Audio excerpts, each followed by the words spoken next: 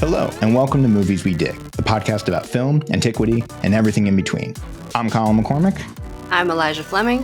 And I'm Christy Vogler.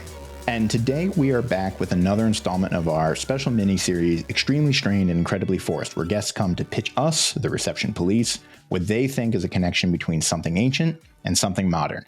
Today we are joined back again by Alexandra Sills from the University of Leicester, who is going to talk to us about the recent Hunger Games film, The Ballad of Songbirds Snakes. Welcome back, Alexandra. Thank you so much for having me back. Of course. So we've already been talking a little bit about this, but we're going to sort of rehash over the points we were discussing. But if you could just tell us really quick, introduce, do you, one, dig the Hunger Games in this particular installment, and talk to us a little about where you think there's some connection between what's going on in the film and what was going on in our pasts. So my initial reaction to the film was that I'm not sure it needed to exist at all. That said, I mean, I did enjoy the movie, and I do think it has some interesting classical reception. There's some parallels in there that certainly got me thinking as someone who looks at spectacle a lot. Yeah. Eli, Christy, what about you two?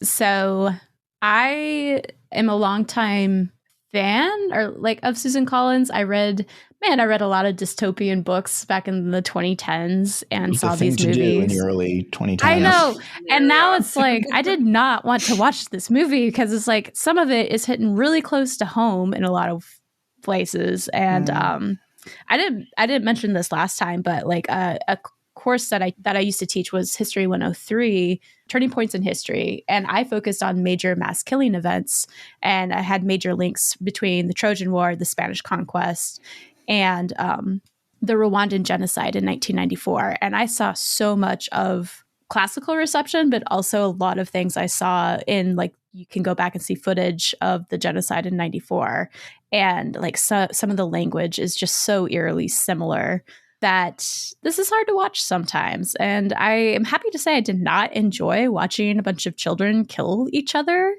But I think the part I really did like is I got a sense of a kind of Greek mythology storyline focused just on, I forgot her name again. Lucy Gray and Choreo. That to me was it was kind of a weird reverse Orpheus and Eurydice, where like Eurydice is the singer this time, and she's able to quell the snakes with her singing. So that's not true. And Choreo has to like travel to the underworld, aka the districts, and has to choose between like returning back to the above world and or just staying in the underworld with her. And she makes it sound really damn appealing. And I saw that as a very similar to Achilles' choice of like, I can stay here in Troy and die young with glory to my name, or I can just go home and enjoy life and die a nameless old man. So I saw a lot of kind of underworld stories happening in this as well. Mm-hmm. So I liked that part a lot. I thought that was a really cool adaptation of the Orpheus story. So yeah, that's the part I liked. I get a little disheartened by the whole Hunger Games part of it, though. And that's, yeah. Yeah, I would agree. I am also a big Hunger Games fan. I really enjoyed the books as a younger person. And I thought they did like a decent job with the movies in terms of like books to movies. Mm-hmm. I think there are some really bad examples, but these I feel like were decent. And I think I enjoyed watching this movie because I enjoyed being back in that world. But I think I agree very much with Alexandra that this story didn't really need to be told. This is not the villain origin story that I need or want, because I have no way of rooting for this anti-hero who just keeps making the worst choices and is a complete descent into like darkness, I guess.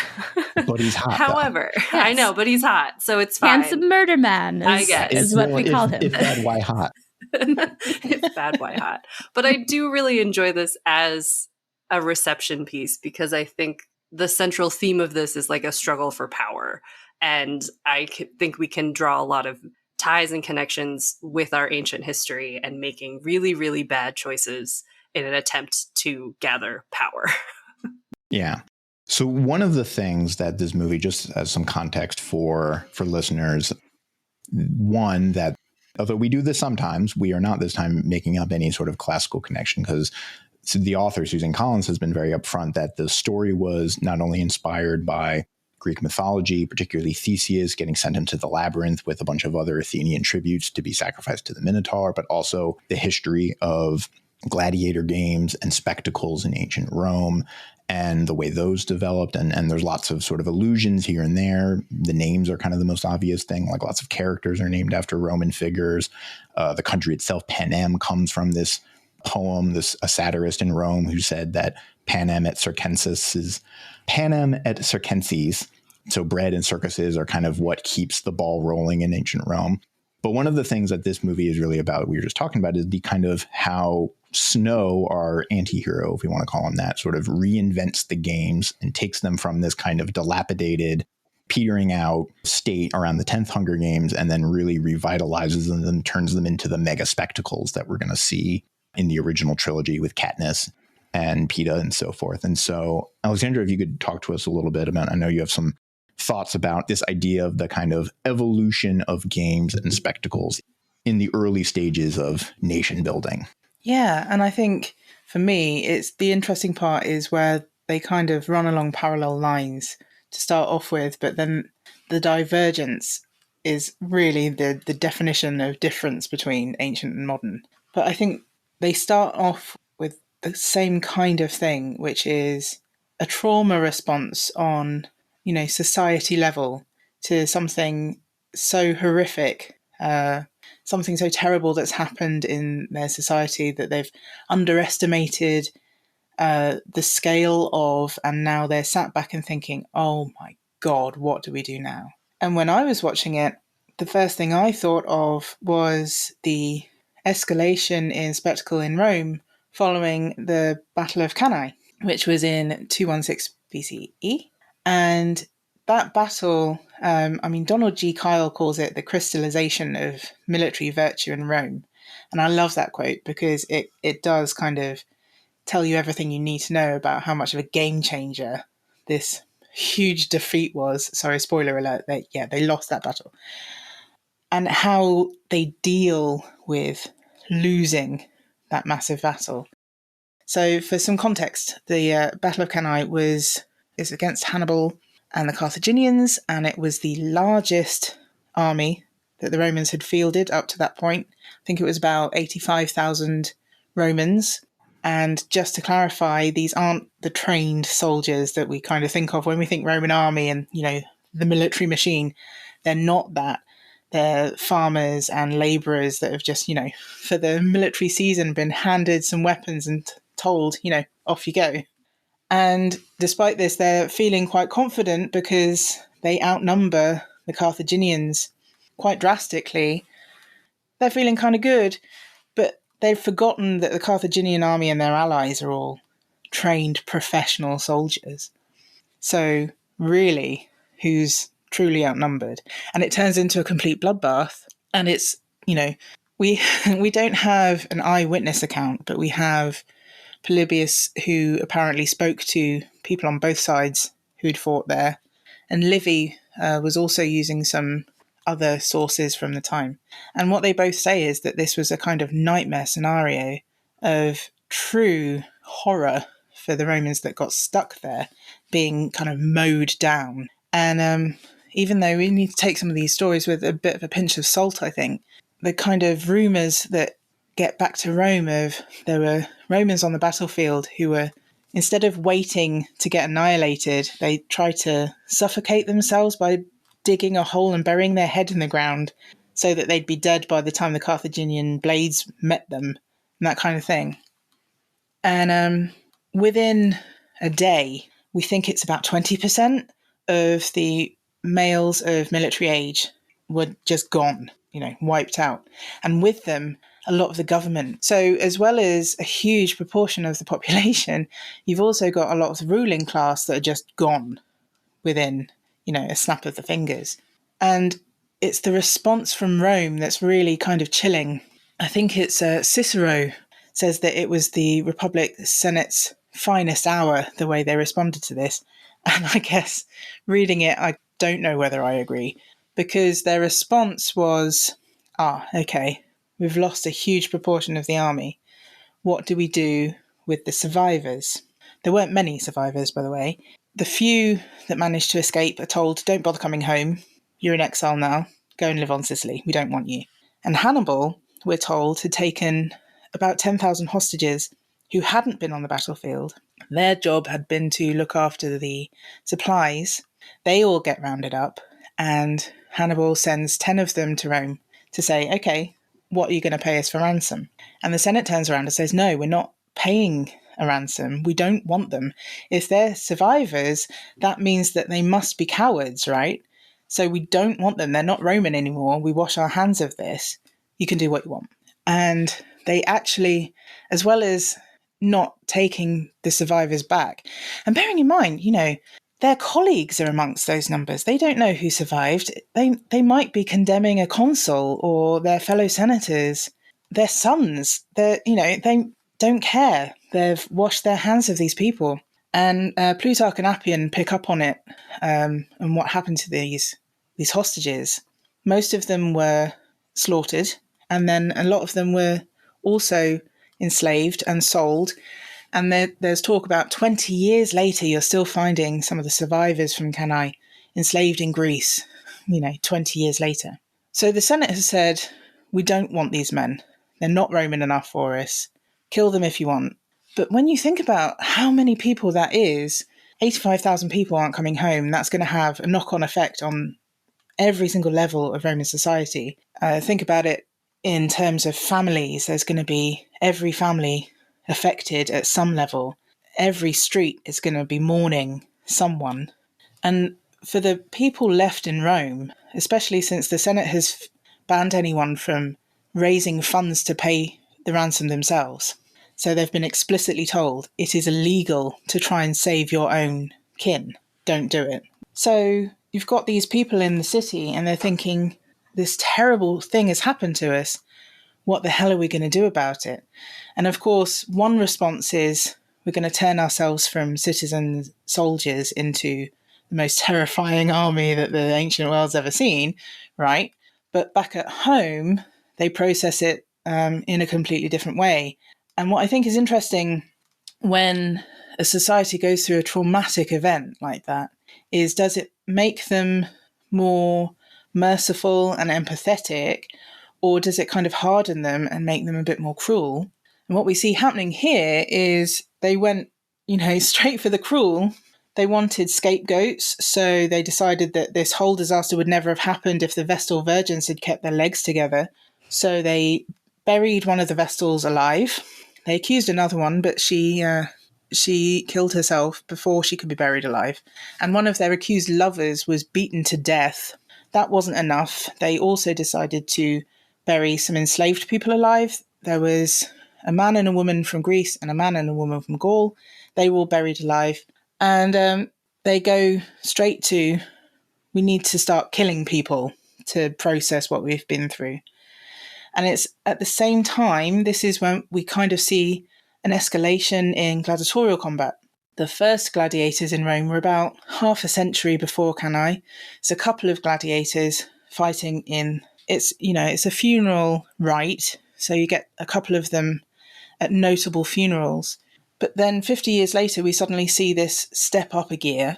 So the same year as Cannae, a couple of months after Cannae, there was a funeral for Marcus Aemilius Lepidus, and he had nearly 50 gladiators at his, which is a huge step up. And then a couple of decades after that, you've got 120 gladiators at a funeral. And then a couple of decades after that, you've got a funeral games that now lasts 3 days. And then a couple of years after that, so about 50 years after Cannae, you've got a foreign king, Antiochus III, over in Antioch in what's now Turkey, saying, okay, he was a Roman hostage, so he knew he'd seen gladiators, and he had decided to import them back to his homeland. And he'd been buying them for 10 years. And he's saying, no, your costs are too high. So within 50 years of this traumatic event, gladiators are now something that are being exported to places beyond the empire at that point at exorbitant prices. And it's kind of where we see the change from just being something that you see at funerals to something that has this extra layer of ideology kind of grafted onto it of, okay, at Cannae, we weren't manly enough, we weren't strong enough, we didn't fight well enough, and we certainly didn't die in a courageous way, burying our heads literally in the ground. So we need to teach ourselves how to do that. How do we do that? We watch the gladiators, who are going to teach us how to be strong and manly and military and how to die without flinching. Teach us kind of how to be not just strong, but kind of keep that cool head.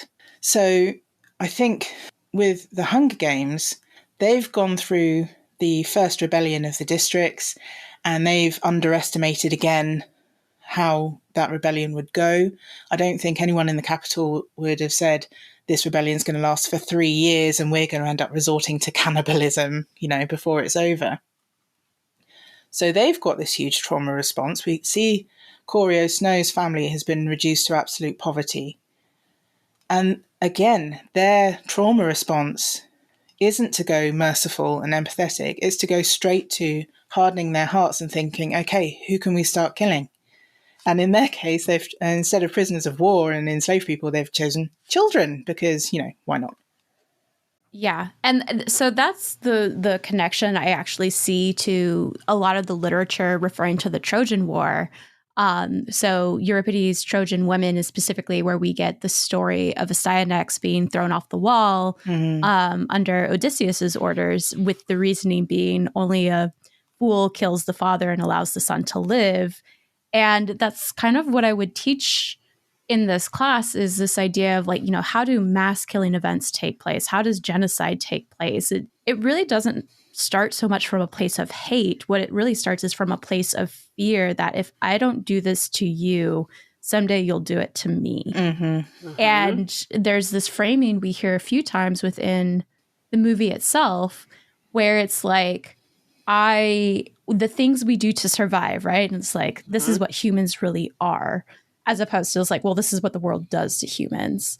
And I think it's really interesting because we get we see the difference between how people can react to that trauma. One is a sort of denial, saying I didn't really do anything bad, I was just trying to survive. And that was the really heartbreaking line of the one girl who's I can't have killed them all for nothing. Yep. Mm-hmm. Yep. And there's this line between Corio and Lacey Gray? Why? Lucy Gray. Lucy Gray. I want it to be Lacey so bad. Here it is. You are not a killer, Lucy Gray. Yes, I am. Both of us are now. And I like that because that's the difference, right? Lucy Gray recognizes she is a killer. She understands why she had to kill, but she's not trying to sanitize what that makes her. And Corio continuously does that, right? He's just saying, I just had to, that's what I had to do to survive. Mm-hmm. And I think that's really interesting because I think if after we look at mass killing events, and this is why I draw it back to, for me, I draw it back to the Rwandan genocide, is what can the reaction be? Can it be they did this to us, so we're going to return the favor and make sure it never happens to us again? And that's why Rwanda is a really interesting case study, because they supposedly have gone through this process of reconciliation between the two sides. And this was something that was also talked about in the movie. It's I think Sejana says, some of these kids were thrown into the arena. The oldest were 8 when the war ended, and some of the youngest were only 2. And you'll hear that now, there are Hutu who fled Rwanda. And the children of those Hutu that were the perpetrators, they're being raised and told that, oh, if you go back to Rwanda, the Tutsis hate us for what happened, and they're going to kill you on the spot. And the government is trying to say, it's no, you were children. You weren't even born. We don't blame you for what happened. And I think it's really interesting to see how you can have 2 possible different reactions to that. The one additional note I would say is that theme of blaming the child for something committed by the father. If we think about this, Snow wouldn't have bothered with the Hunger Games if Highbottom, the dean, hadn't been bitter and refused to give him the money to go to college. Had he just been given the Plinth Award, Yeah. Snow would have given zero about this whole Hunger Games thing. And like, it might have just died, right? Like Highbottom in trying to kill the Hunger Games, but holding this grudge against Corio and his father is what ends up perpetuating and escalating them. So like that theme is really present. The irony that Tigris kind of says at the end is that Coriolanus has become his father, where his father, I believe, is an arms dealer and sort of made their money on the war and then was killed in the war. And then Coriolanus has sort of, that's his arc, such as it is that he turns into this guy who perpetuates violence and profits off it. And I think it was interesting to see Highbottom was the one that thought up the games as something so horrific that it kind of thought of it as a joke. And to deal with the fact that it's become a reality, he's become a drug addict. And I thought, it's impossible for us, apparently, to make films about war without bringing it to the 20th century wars, right? Sure. And there are, so many examples in this movie. But one that sprung to mind, especially after cinema this summer, was that they kind of gave Highbottom at the end the kind of Oppenheimer regret speech. Just before, he's murdered by Snow. So this is a question I wanted to kind of pose, which is a thing that I think this franchise, not uniquely, but it does kind of particularly struggle with, which is I think constantly about films that are about war and violence, or in this case, child gladiators. There's this quote from Francois Truffaut who says something that's like to the effect of like all war films end up being pro-war. Right. Where like a Hunger Games, and the irony is like the whole point of the Hunger Games franchise is I would argue it's an anti-war or an anti-trauma or an anti-violence series. But the movies into sort of ironically, they become like a metaphor for themselves, where to sell the Hunger Games, we need to spectacularize the Hunger Games. So we need very dynamic action and violence and fight scenes. And I wanted to poll the three of you on what you sort of thought about the way, like the themes of violence in this series versus the depiction of violence in the text being film. So obviously I'm thinking of it from a gladiatorial perspective. And one of the things I noted with this film is that it does seem to be more so than the other films in the trilogy, more kind of haphazard. So by the time of the trilogy, if you think about it compared to Rome, the trilogy is when the Colosseum's been built and it's the heyday of gladiatorial combat, right? And this is back when it's all a bit more makeshift and a little bit loosey-goosey. And you don't have career tributes yet who are training specifically for this. You don't have the training before the game starts so that they can rank the tributes. So the violence, it seems more... A lot of this is because CGI in the last 10, 15 years has, already come on leaps and bounds.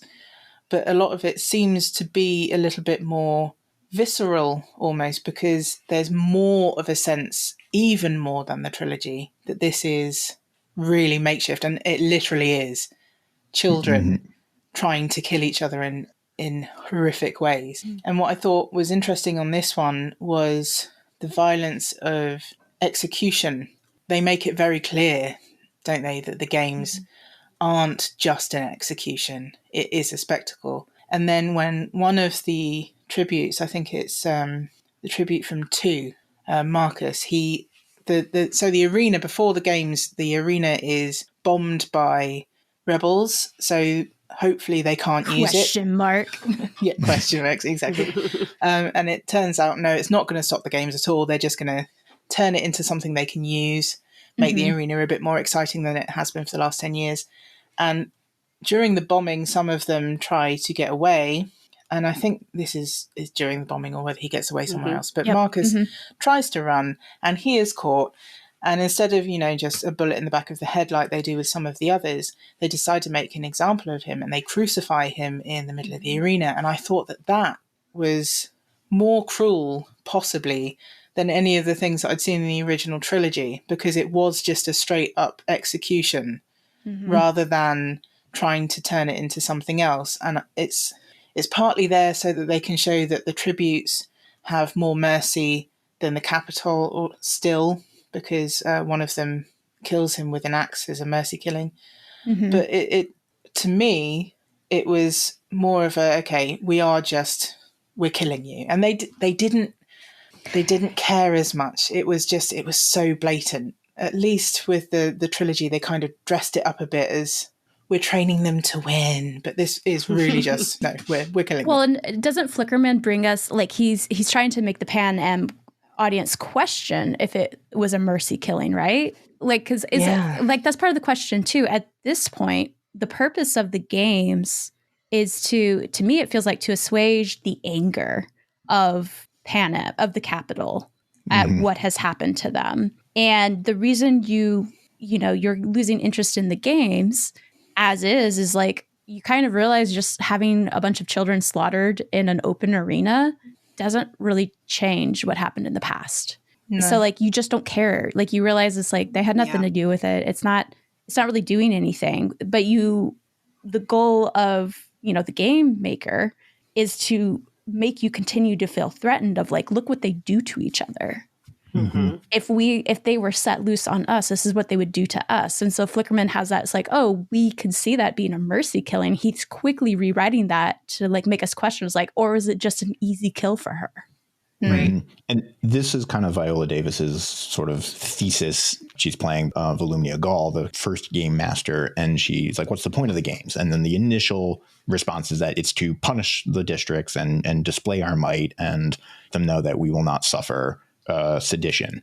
And then by the end, it becomes about this thesis about human nature and that humans are inherently violent and need to be controlled. In the games, what they do is that they strip away the civility and the niceness of society and then show people that they're really bloodthirsty, desperate, violent beings who will kill one another to ensure their own survival. And, that's the Snow's kind of shortcoming is he embraces that pessimistic reading and sort of comes to see the games as this necessary evil.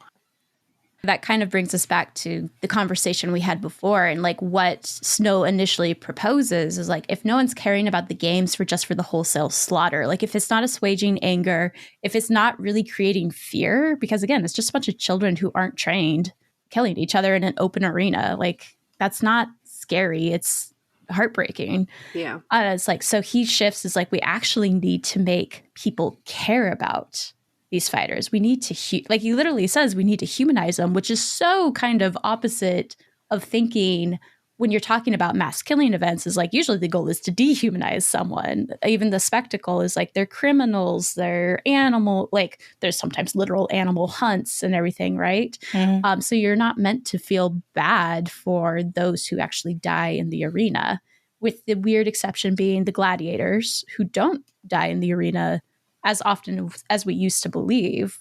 Yeah. And this is where I think the divergence happens between the ancient and the modern, right? Because the Romans had to other the gladiators to stomach being able to watch them. We've got that nice scene with Sejanus Plinth saying, well, how are we expecting these people to watch these children killing each other? The Roman solution was to recruit them primarily from prisoners of war and enslaved people, so people that you don't care about already.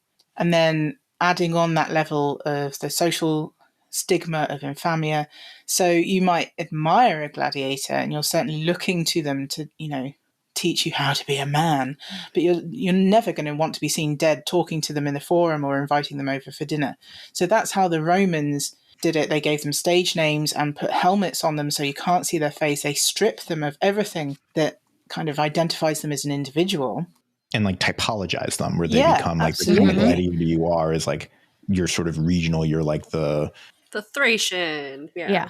The archfight literally was a trident and a net when the one girl, I was like, I so picked up on that. Yeah, the Retiaris from District 4, the fishermen, it makes it makes perfect sense when you think about it. And it also proves that the Retiaris was actually a lot stronger than the Romans gave them credit for.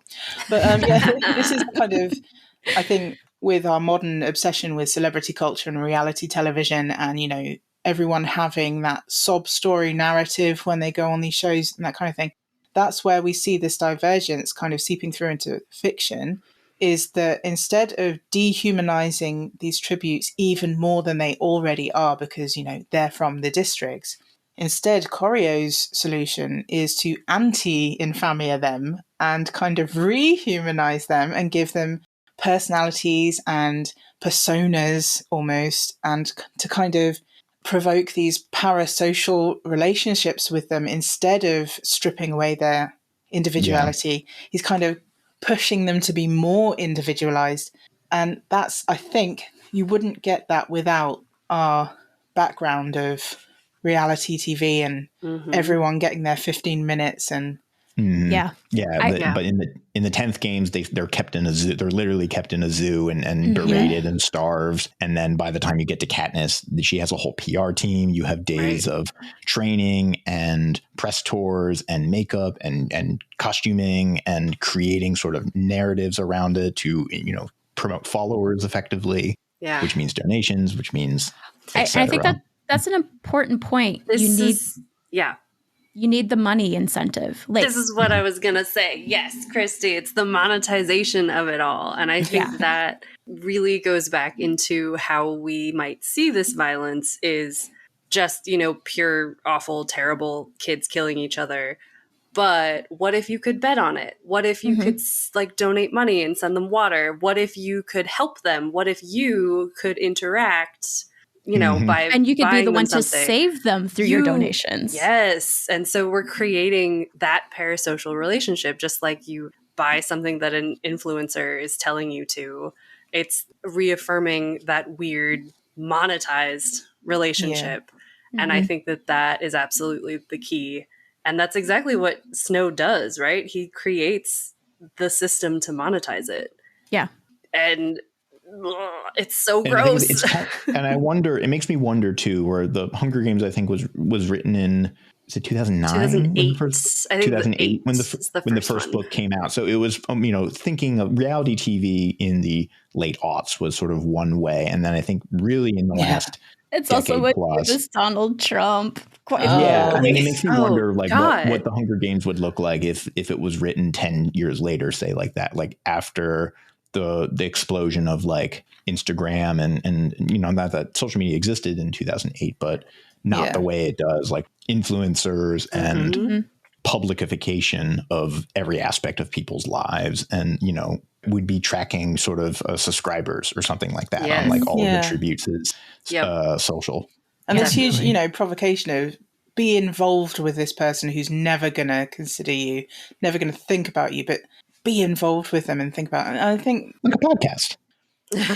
Which leads us to our sponsor. If you want to donate us, you can do so on Ko-fi.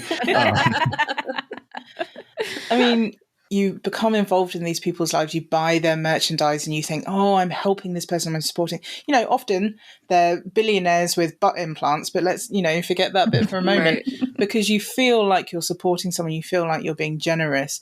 And it's the other side of the ancient coin, isn't it? I mean, the Romans were thinking, they were watching the spectacle and thinking about, I could do that. But I wouldn't be showing any mercy. So they're kind of testing their mettle, but vicariously from the Colosseum seats.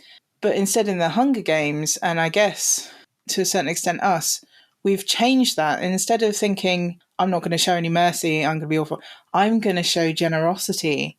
And that's, with the drones coming in, and you want to give people that kind of thought, I suppose, nowadays of, you're a good person because you're doing this. You're the reason that they're there doing these horrible things that they're doing, which might involve, whatever it is influencers do. Jesus Christ. Well, it's. I mean, part of it, it's the commodification of people, where gladiators are very much commodities. Yes. They're owned by other people, and even like every part. Not to get into like the theory of biopolitics, but like their bodies are owned, but even parts of their body, like their sweat would be sold as like an aphrodisiac. Yep. Again, not how it started, right? It was originally a funeral game tradition. And then, fast forward a few centuries and you have people buying their sweat off stalls. Sorry, Chrissy, I cut you off. I was thinking back to that moment too, of like the football player who last year heart stopped on the field and like the game stopped. And so a guy got hit so hard, his heart stopped on the field. They had to do CPR. He got carted off. Oh, wow. The NFL thought about having them continue playing the game after that, like having the players play. Christ. Yeah. And it became this whole, like, it became a reckoning moment of like, oh yeah, this sport is super violent and we're all really into it. Yeah. Maybe we should think about it. Nope, whole new season. It's fine. He survived. We donated a bunch of money to his fundraiser. All is well. Yeah. And you're Whilst perpetuating, there was that documentary, wasn't there, about American football players? Must clarify for. I know. Yeah, sorry. And about head injuries and the trauma that's taken to the brain and how it turns them all into, kind of psychos who can't control their worst impulses. And we've seen this documentary and we know that it happens. And do we stop football games? No, let's make them as big as possible. Let's send in kids and tell them that they can get a free education if they're willing to trade it for, concussions, irreparable brain damage. Yeah. I mean, this leads into the part of the dynamics that gets played out in the Hunger Games is the way some districts lean into the games as sources for fame, for reputation, for resources, because they get bonuses when they get incentives like food and money and things like that so they train up tributes and then, buy in and effectively buy into their own disenfranchisement. And that's something that Corio was bringing in after the 10th Games. I think, if I remember rightly, it was food packages and, for instance, the Victor's Village all started with the 11th Games. Yep. So only a year after Lucy Gray. And I think the first victor after that was Mags, who was seen again in Catching Fire. So, he's absolutely thinking about how can I dress it up nicely? And it's kind of like rolling a shit in glitter, isn't it? Absolutely. Yes. Yeah. Well, it's turning retaliation into entertainment, right? Like, because you can only fuel pure resentment for so long, but if you can entertain people. Yeah. Yeah, I think the other interesting thing was, so the bombs happened and it's opened up all of these tunnels underneath, which suddenly means that there's a hiding place, right? And I think it's Lucky Flickerman, the end of the evening comes and a lot of them are still alive and they're hiding. And he kind of says, well, this is unusual. Strap in, kids, we're going to be here for a while. And that's when I realized, oh, right, the first 9 games must have lasted like an hour or two, like a football game. And then all of a sudden it turns into this multi-day event. Right. Yeah. Right. Well, and he also says at one point, it's like, oh, she's in like wherever she is in that like tunnel or something. Events it's or like whatever. events. Yeah. Yeah. And he's like, we don't have a camera in there, but we will next year.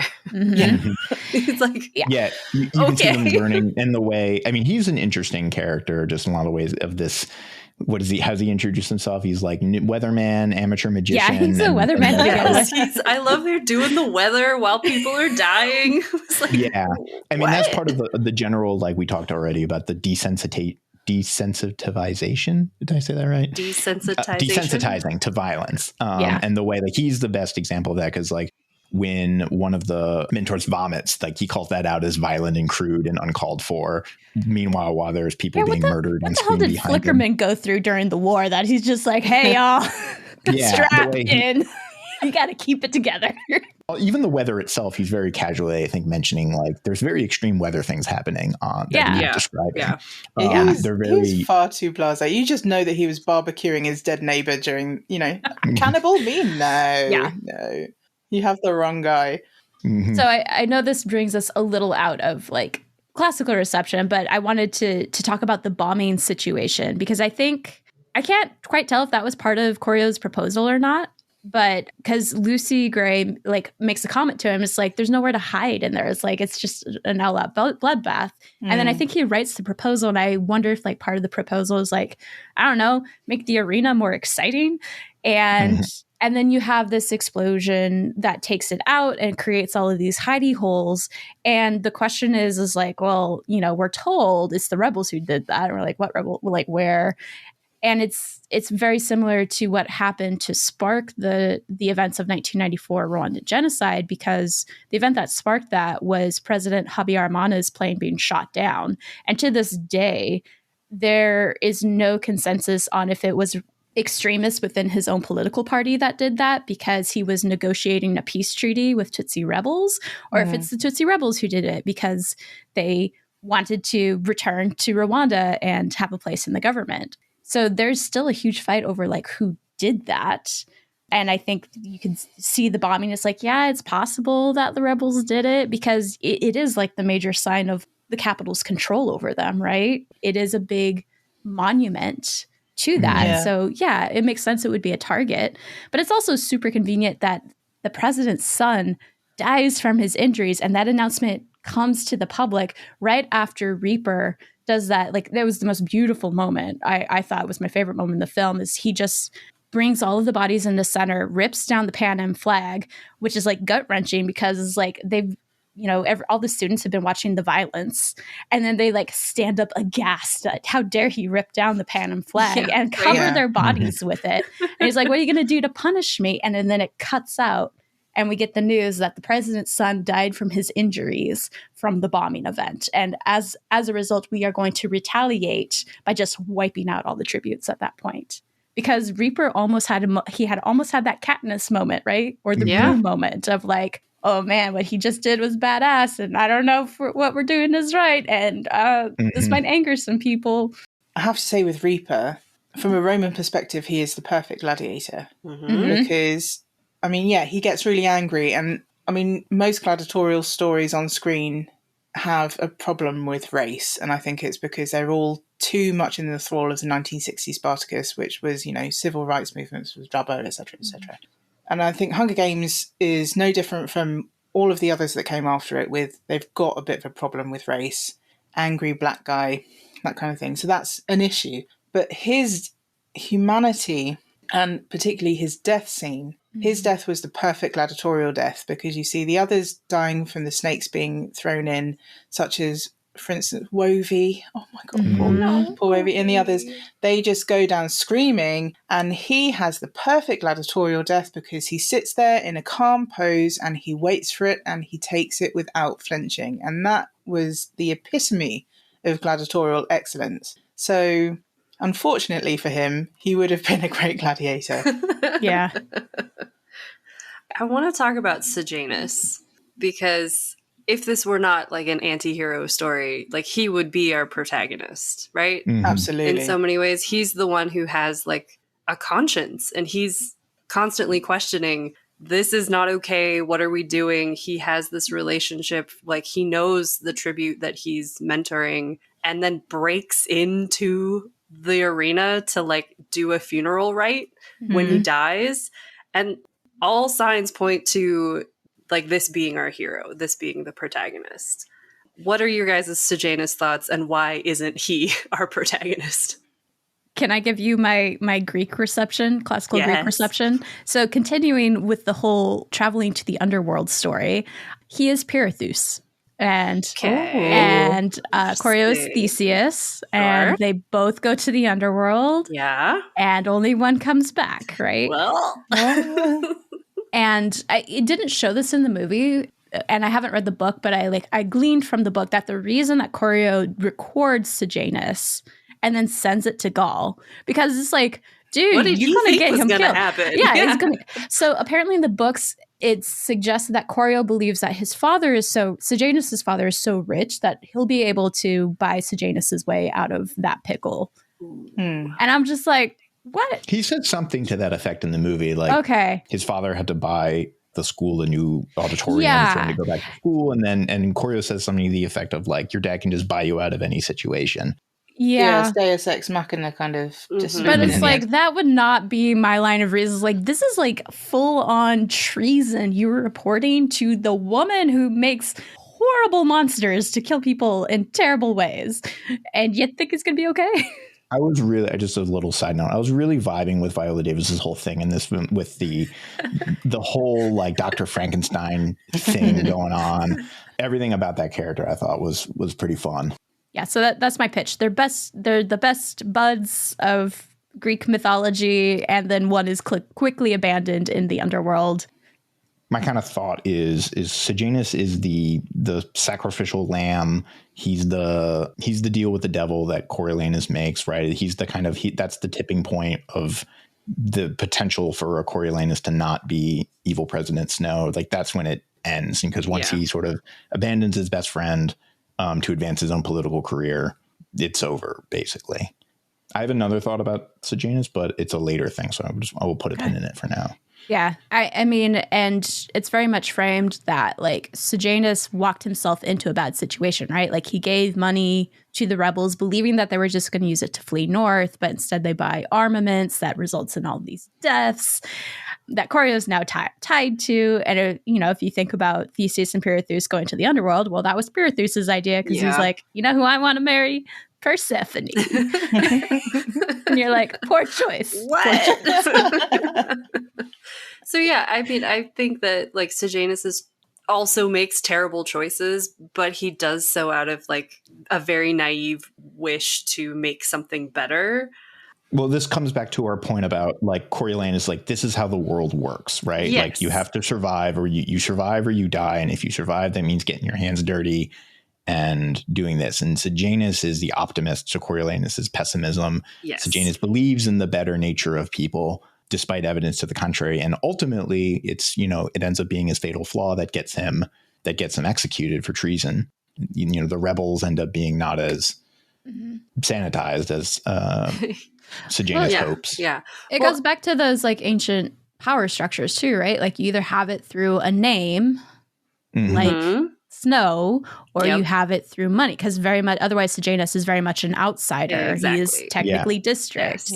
Yes. Who and his dad has bought his way in, and that he will always be all the money in the world can't overcome deep-rooted social hierarchies. Yeah. Because the important thing to remember is his family comes from a district. Yep. Yeah.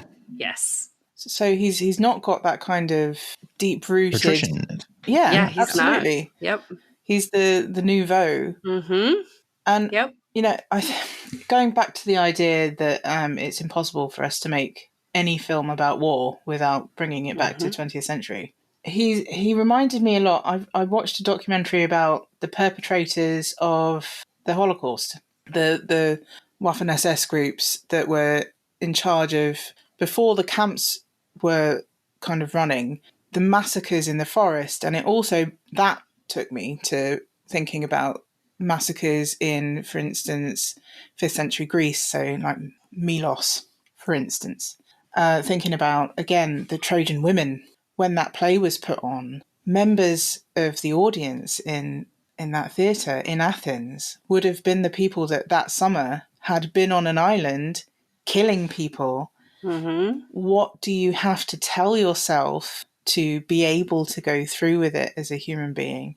And how much of it is just following instructions and not wanting to be that one person who sticks out as saying, actually, I have doubts about this. And Sejanus just can't put those thoughts aside and dehumanize himself in that way, because it does involve self-dehumanization. Right.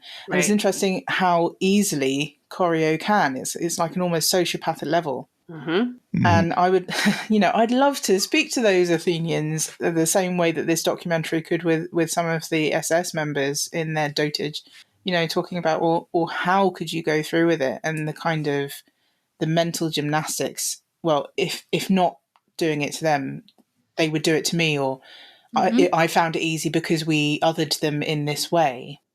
And I think it's important that his character isn't capital through and through. Yeah. So that he can't think that way without, making huge leaps. That short steps for Corio would be a huge leap for Sejanus. Yeah. So this leads me into kind of a nittier, grittier reception question. But if people have more sort of broader thematic ideas they want to get into, we can do that first. But I wanted to ask, so getting into kind of a real nitty gritty point of reception is this. I want Sejanus is a good segue to talk about the specificity of the references, because I was wondering if, obviously, particularly people in the capital have classical names, Roman patrician names. They're named after historical figures, Coriolanus, Sejanus, there's a Trajan, Volumnia. And I was wondering, to the extent of the choices on the namings, to what extent was it deliberate, or was it just we're kind of pulling from like a grab bag of names from ancient Rome and we're just kind of going with what sounds cool? Because I thought it was interesting that Coriolanus ends up being the kind of evil dictator, because in Roman history, there's a Shakespeare play, which I think also may be coming in and acting as a bit of an intermediary, but he basically he joins Rome's enemies and then comes back when his wife and children come back and appeal to his better nature, and then he renounces his hatred on Rome and then joins back, versus Sejanus, who in this movie and book is the kind of most admirable character. He is named after a famous, I guess, head of secret police who tried to basically puppeteering Emperor Trajan. And it's just interesting right? to me that Tiberius. Yeah. It's interesting to me that the sort of a hero from Roman history, or a sort of hero from Roman history, and the good characters named after one of Roman history's most notorious villains. And I was wondering, to what extent is that like a deliberate inversion, or was it just Suzanne Collins? I think they've just Googled Roman names that sound cool. You know, this one sounds good, especially since what I found, they didn't put it in the movie, but he's in love with Lucy Gray, and then he can't be with her because he's, you know, potentially killed her. And in the book, at least, he says in the epilogue, I'm going to marry one of the other students, Fulvia, because she will never touch my heart enough to, you know, sway me from my ideology. Well, that's the Fulvia in the Hunger Games. She's awful, and I'm a bit of an ancient Fulvia stan. So for me, I really hope that wasn't a deliberate choice. Yeah, I mean, maybe it's just like throwing darts at a wall and whatever name hits, like, great. But I feel like there are always going to be things that we can draw out of names. Like, I feel like Sejanus, historically, we could call him a traitor in many ways, right? He was sort of, you know, trying to be that puppet master, working behind the scenes, like doing things, behind the emperor's back in a very traitorous way. And he's eventually caught for just that. And Sejanus, even though in the movie, even though we're kind of on his side and he is trying to maybe do the right thing, he is still technically a traitor and enacts treasonous things. And maybe so I'm reading too far. Maybe I am reading a little bit too hard into it. Maybe I'm reading too far into this, but also historically, Sejanus very notably was a plebeian, which was sort of why he sought such underhanded measures to advance his own power, because he was barred by status of birth. I don't know. Again, this may be just like I have a theory, because it's like, that's the thing with a lot of these names, right? This is what we learned from watching Domina and I, Claudius, is like they're recycling a bunch of names. And like historically, we've decided on like Tiberius is Tiberius, right? Even though he has like a bunch of other names that we would recognize other emperors also possessing. And what I think Susan Collins has done is instead tied these Greek and Roman names specifically to the capital. And it's not just that, it's tying the idea of Western civilization pantheon of gods to the capital as well. Because if you see out in the district, especially in 12, it's like you're out in the nature and everything, but within the capital, in the rebuilding, one of the things you see is a large monumental woman that we would read very much as some kind of goddess, right? And she could personify anything, but she is what overall is personifying is this idea of legitimacy and God being on your side. So to me, it's just a furthering idea of explaining why the capital believes they are in the right in doing everything they are doing. They believe God is on their side, which is something else you see in a lot of mass killing events, is not only belief that like you're doing it to save yourself or save people that you care about, but you're right to do so. Like there is a higher power that is allowing you to do that. I mean, just aesthetically, like the design, and this was definitely deliberate, is that the whole design aesthetic of the Capitol and the way people dress and the buildings is very reminiscent of like fascism, which itself was kind of a neoclassical, like kind of like a sort of stylized, simplified, but very monumental reimagining of ancient architectural styles. So you get that particular, like, I don't know exactly what we would call that style. Fascist. Like fascist art. It's basically fascist architecture, which has classical, which has Roman roots. And roots. again, if you look at it from a cinematic kind of history point of view, the same exact thing was done in the Gladiator movie, where Rome was absolutely given the fascist aesthetic treatment. The scene where you first see Rome itself and Commodus's return, I mean, it's pure Leni Riefenstahl, Yeah, right? it's very like triumph of the Yeah, will. absolutely. Kinda, And yeah. the whole desaturation and the banners, you see all of that repeated in the Hunger Games. They're both talking about not Berlin, Mhm. whilst very much talking about Berlin. And the arena in Hunger Games, the film that we're talking about, is visually a mashup of two stadiums. So there's the Centennial Hall, I think it's called, in Poland, which was, I think, built just before the First World War. That's the interior and a little bit of the exterior. But most of the exterior is the Olympic Stadium from 1936 Olympics in Berlin. So they're wild. very much Yeah. wanting us to think about World War II, very much so, but in a way that also kind of, you still get that kind of thing of, this kind of reminds me of ancient Rome because I've seen ancient Rome through Ridley Scott's fascist lens. Yes. Yeah. But yeah, I mean, because we can't talk about anything without talking about World War II. I mean, they bring in the tributes on cattle cars. Yeah. I mean, that Mhm. wasn't subtle, was it? And that No. was that Yeah. was the opposite of subtle. And I think that's like why it was easy for me to make connections to like things I'm saying from the Trojan War playing out. Like I could also view Coriolis as an Achilles figure, right? Very Mhm. much so. I'm not supposed to root for Achilles. He kind of sucks, but he's also like, this entire Iliad is about him. So like, am I not supposed to assume that I'm supposed to relate to him on some level? I guess this brings us to our initial kind of like the initial thing, the gripe that we kind of glossed over, but I think is worth revisiting, which is, should this prequel exist, right? Because we have lots of prequels now, and every time there's a new, I mean, even I just saw the Wonka. We were talking about that before we started recording. And like, did we need to have the Wonka origin story? Do we need the X origin story? Somebody made a joke about, I think there was a Disney movie that's like, did you ever wonder the origins of the wishing star? And I'm like, no, I didn't. I never wondered. And Snow is exactly that, where it's like, did we need to humanize future Hitler? Yeah. Was that the goal though? Like, I never liked him. Is it to understand him, I guess? And that's kind of an interesting question that I pose to my own students. So when looking at the Rwandan genocide, the author I have them read from is a journalist who went and talked to both Tutsi survivors, but also Hutu perpetrators in one of the prisons from the same neighborhood.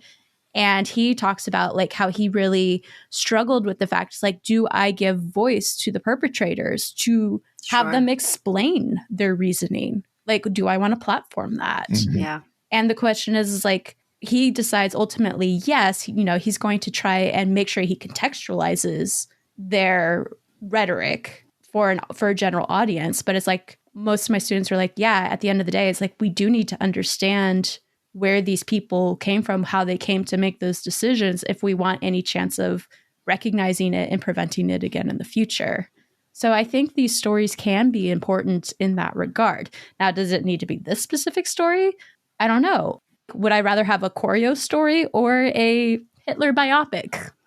I mean, thinking about it, especially since what is happening in the world right now, I mean, we're talking about a film that's discussing, can you justify violence? How do you justify violence? And what kind of person do you need to be to justify violence, especially if it's aimed at a group such as children? And, with current world events, you're seeing on social media people making the point of, you guys watched and read the Hunger Games trilogy, and yet in the real world, you don't appear to be siding with the districts and the rebels anymore. Mm-hmm. So maybe it is a good time to have a film that does really push the question of, is it ever right to oppress a group of people, to dehumanize them, to other them, to kill their children?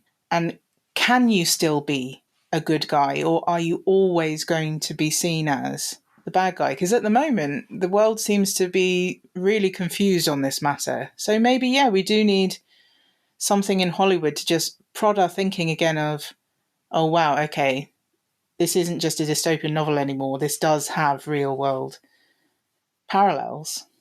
Well, I think also about the system, right? Like the government, like that we are cogs in a bigger machine. And I can sort of see how a very generous viewing of Coriolanus the Snow's story would be that he is like a cog in the system, and that like Dr. Gall pushes her worldview on him in that whole question, what are the games for? And he, within this really horrific system that is perpetuating violence, just as he is also perpetuating violence, makes him make like the worst decisions he could and still get ahead. So is it like the system itself that is propping up these terrible, terrible choices that are still like having people succeed? And I think that is something we do very much see today, is that our system perpetuates a lot of things, and the worst types of people often get ahead. Yeah. And so maybe in the most generous viewing of this, it's like a big red flag. Yeah, absolutely. I mean, what they have a saying, didn't they? What was it? The quote was, "Snow always lands on top." Mm-hmm. There's a lot of snow puns generally, but yes, there's snow falls, snow lands on top. Something, a lot of things about the sort of purity of snow, or not getting your hands dirty. I think there was a lot of those kinds of metaphors being well, and rolled out. there was the last thing I picked up on too, and it's like how you could have reaction to a mass trauma event is like you can take accountability for what you did, but still be sympathetic to the reasons of why you might have done that. So Lucy Gray saying, "I'm a killer," we're both killers, and Corio always saying, "Well, I'm a survivor," but at the end he says, "I'm a victor." And I think that's the shift of where you turn into, not someone who did something that because they needed to for survival, and or if you tried to be, you tried to refuse accountability. It's like, it's not what I did to survive, it's what I did to win, and that has very different connotations for us. Yeah, absolutely. Yeah. We can say anything like as we're going out. I feel like we're sort of getting toward the end of our hour maybe, but before we do, just after our last remarks, I want to read you guys my favorite review of this movie. Okay. So that can be last. So if there's anything else. Is it a funny review? Yeah, it is. It's like we're very serious, and like there's a lot of heavy topics. Well, yeah, I guess we got to find a way to we got to segue out of this because I got one. What was your favorite song from the movie? Because I actually really enjoyed the music in this film. I need to remind myself of all the Hanging songs. Tree. You have the one the one that where they're in like the club and she's singing it like with the band. That's a reprisal of the. You can't take away from me. Right? You can't take my voice from me. Yeah. There is the one the there before she sings as the snakes are coming after her. Yeah, that's a good one. The one she sings about her ex while Coriolanus is in the hospital. I think those are the main ones. I really like the eulogy song that she kind of wrote for herself for her interview. Mm-hmm. Yeah. That was a cool one. Yeah. I thought it was interesting. Yeah, that's basically like her calling out her ex and the mayor's daughter for like sending her to the Hunger Games, basically. I think I liked that one. It's a good one. I liked the There Before one, like when the snakes are coming for her. I liked that one a lot too, of just supposedly her final moments, and like her instinct is to sing, and it's like, what regrets or what things does she hope to like convey in those last few moments, I thought was. And again, I mean, music has always been a huge cultural trauma response. If you think about the song The Hanging Tree has a really obvious parallel, for instance, in Strange Fruit. Sure. Mm-hmm. Yeah. So again, it's working through your emotions about your own oppression and that's what possibility of resistance. Are we leading to this? Is the thesis of like how does society respond to mass trauma, and it's badly. Either song or forced combat. You can either sing or you can make kids kill each other. It's your choice. I'll leave it up to you. Well, and that's what Homer. That's what the Iliad is, right? It is a song about mass trauma. So I think we've always had both reactions, right? Kill everyone so that they can't turn around and do it to you in the future, then sing about it. Oh, I dread to think what songs are going to be coming out in the next couple of years. I will say Olivia Rodrigo, I also really liked Olivia Rodrigo's song that rolled the credits for this. Because yeah, that was really beautiful. That to me was also a very Eurydice kind of song overall. Like, and I like, he gets bit by a snake in the forest, right? Yeah, we glossed over all the I know. imagery. I know. And we're going to talk about snakes next week or this week, Colin. But Okay. So fun fact, one of my favorite YouTube channels is called Snake Discovery, and it's a woman my age who's just so obsessed with snakes to the point like she does snake hatching videos and she's like, oh, look how cute they are, they're so sassy, they're trying to bite me, and I'm like, I love you so much. But like I can see most of those snakes and it's like he freaks out because he assumes they're venomous, but like I know at least one's a corn snake that they show that's that bright orange one. Yeah, I was doing, I don't know. Well, so Alexandra, I don't know if you have the same memory, but many children in the United States, we learn a rhyme because we have two kinds of snakes, coral snakes and milk snakes. And they look very similar. They're red with kind of black and white and yellow stripes along their bodies. And you learn like a rhyme to be able, and one of them, the milk snakes are totally harmless and they're fine and you just let them be, but coral snakes are very dangerous, or they can be. And so you learn a rhyme to differentiate between the two different snakes. And I found myself in one scene, she was holding the snake and I was like, okay, red touches yellow, you're a dead fellow. Red touches black, you're okay, Jack. Same exact thing. I'm not even sure Britain has any dangerous snakes. I don't We think just you have either. cute little I think things these that are- kind of curl up under logs. We're fine. I have now learned Yeah. that my favorites are hognose snakes who have like little noses that like turn up. They're so Oh my cute. God, they're so cute. And ball pythons because they just curl up in little balls and they're very pretty. So I'm thinking now also there's another thing about water snakes and water moccasins. One's nominally fine, one's pretty venomous and you want to stay clear, but they have this tendency, if you're ever in the Southeast in like the bayous or the swamps and you're in the boat, they will like fall out of the trees just into your boat. Yeah. But It's great. anyway, We don't really have anything like that. I don't think there's any animal that we have a rhyme for. We've just managed to eradicate every single one, I guess. I lost the thread on, we were talking about snakes, but Eli, do you want to, you had a review you wanted to share with us? I have 3 actually, because they're just all very funny and they make me laugh. So my runner up is Never Trust a Man in His Buzz Cut Era. Hunger Games, the musical episode. Which kind of. But my favorite, my very favorite is Men Have One Bad Breakup in High School and Make It Everyone's Problem for the rest of their life. yep. Ain't that the Yes. truth? Yep. I like also the video I sent you guys about like the Hunger Games pitch, and it's like That like summed up the movie really it's well. so well. I also just says like, and he's sent to Eminem Purgatory, and I'm like, oh my gosh, that's so true. I mean, one thing that there was a lot more movie. There's a point in the movie at about like, there's like Yes. an hour left of this. And like, we're still going. Like, I thought the movie was about to end after she wins the games, but like, there was a lot more.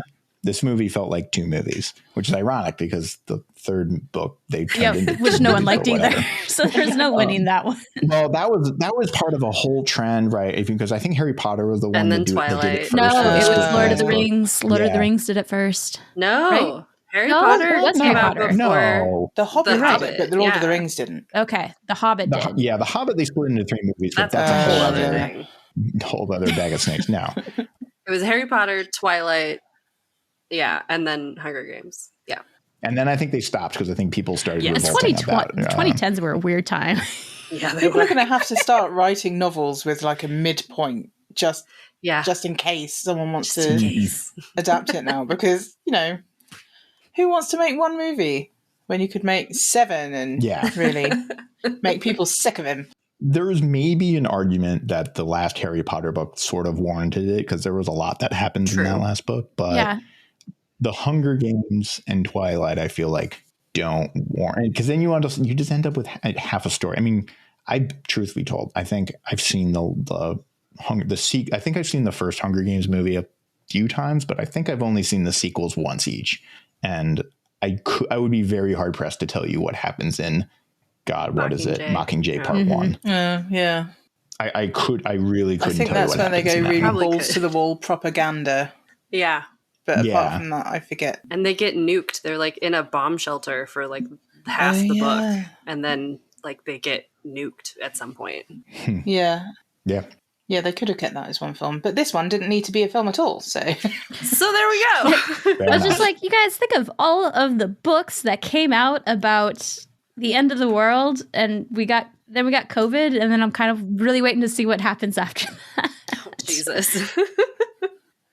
So, I mean, I was like trying to think of like what would be like a fun and easy question for us to end on, but in light of the whole discussion about genocide we just I know. had, Man. like, what would your strategy be in the Hunger Games? What district would you be from? But that all feels very poor What taste kind right of now. critter do you want Gaul to create? Like God. as an evil critter or as like a fun Of critter? anything Yeah. you want, like You are a mad Yeah. scientist with unlimited resources at your disposal. What crime against nature do you make? okay, dinosaurs. That's kind of where I was going to. you're like, can we have Jurassic Park? Jurassic Park. I'm getting a call. It's to Steven Spielberg. Can you say back off? What I really want is a Triceratops with a Stegosaurus like mashed up, because I always thought to myself when I was a kid that those two would be best friends because one's got a horned face and one's got a horned butt. I love it. And then I worked out that no, one's Jurassic and one's Cretaceous, and they never met each other and got to be best friends. So I'm very depressed. So I want Don't a mash care. up of one of those, please. Yes. Horns just everywhere. Mhm. I mean, there has been a dinosaur in an arena movie, but that was the Playmobil movie, so I don't think it counts. But, I'd love to see a gladiator go up against a dinosaur. That's the movie that I really want. Someone make that one for me. I can talk about that for hours. Ridley Scott. Let's go. No, not Ridley Scott. No, please, no. We're gonna Have mercy on me. No more Ridley Scott baboons. gladiator movies. I want something with a red panda. Cute. But is it going to kill me? What would it I know do? that's It what I'm needs trying to some figure out. kinda It's like, what would it do? Can it Would it be maybe poisonous? maybe Which is like no. paramilitary. No. What it can do is similar to like magpies. It can find important things that you need to survive in the Aw. war. So like maybe or maybe it's trained like a pig to like sniff out truffles or something. I'm That's what I not want. sure you're cruel enough to run the Hunger love it. Games. So much. The Mockingjay thing it was for intel, right? So it just has to serve a functional purpose in war. It doesn't have to be cruel per se. It's a little bit riffing off the Mockingjay, but I got one, which is a raccoon that is compulsively painting and has a photographic memory. So it just, when you put like a canvas in front of it, it will just paint whatever it's seen, and you can use it to, and it could basically be like a courtroom sketch artist, or you could use it to gather intel, where you So have it's all a these scout, raccoons out there, basically. and then they come back, and then they finger paint whatever intelligence they've gathered. Picturing from the little enemy. raccoons with their little raccoon hands, like painting in a walls. courtroom. Yeah. I love it. Or a snake whose venom compels you to tell the Yeah, truth. That seems like it would fall right in line. Is it weird that like one of my first thoughts after dinosaur was like the dog spider costumes where they put the spider legs Oh. on a dog? Yeah. That's what I want. Good Lord. A fluffy dog spider. A fluffy So dog I spider. am not going to sleep tonight. Thank you very much. You want an Sorry. Aragog, basically. I That do. will teach you. No. Or spiders that can be programmed to spin messages into their No, webs. no. So you can It send can messages. make you a hammock. Yes, nailed it. I want Oh. a spider that will spin me tree hammocks to sleep in. You could have like a kangaroo, and it could have like your sponsor items in its pouch. And There then you it go. could just give you hugs when you're cold. Oh, I don't know. I'm I don't definitely think not cut kangaroos out. are that nice. No, I've seen a couple of videos of like some really muscular ones punching the shit out of stuff. Yeah. I think that's everything in Australia, right? yes. Yeah. Yeah, Mhm. pretty much. All right, I guess that's probably a sign that we should end it Probably. there. Yeah. We end on kangaroos. I know. I love it. No, that's it. You get the last word. Listeners, thank you again for listening. If you enjoy, you can find us on movieswedig.com. Listen to us on most major streaming services, as well as on Blue Sky and Ko-fi, and we're on Instagram now. And am I forgetting any others, Christy? Oh, we're all over the place. We're all over the place. So follow us on social media. Please sort of rate and review. That really helps us a lot. Alexandra, thank you again so much for being on the show. We hope you had a good time with us. As always, yeah, of course I did. It's a pleasure to be here. All right, and we'll have you back before too long to talk more about Spartacus. Apparently. yeah, Farticus. Anyway, so on that note, we'll say goodbye. Have a good night, everyone. Take it easy. Bye. Bye. Bye.